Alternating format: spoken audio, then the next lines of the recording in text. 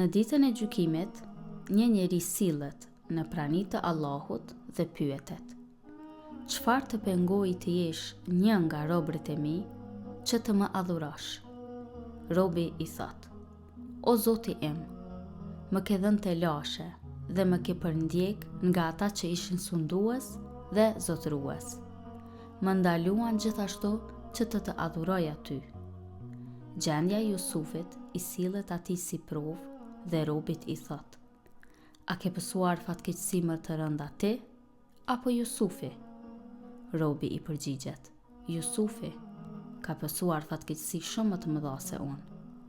Zoti i thot: atëherë pse fatkeqësit nuk e penguan të më adhurante? Pastaj sillet një njeri i pasur para Allahut. Çfarë të pengoj të jesh një nga adhuruesit e mi? Pyetet ai. Robi i thot: o Zoti im, kam pasur shumë pasuri, dhe fillon të numëroj preokupimet e tij. Këtëherë sillet shembulli i Sulejmanit. A je më i pasur ti apo Sulejmani? Përkundrazi, përgjigjet robi: Sulejmani është shumë më i pasur se unë. Pastaj i thuhet: e po, pse bolloku i pasurisë nuk e pengoi atë të më adhurante? Herën tjetër sillet një njeri i sëmur para Allahut. Çfarë të pengoj të jesh një nga adhuruesit e mi? Robi i thot: o Zoti im, ju më bë të ndjeshëm ndaj sëmundjeve.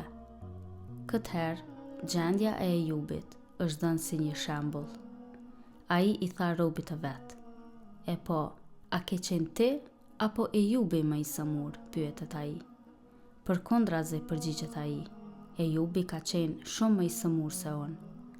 Atëherë Zoti i thot: e po, pse nuk e pengoi atë të më adhuronte mua?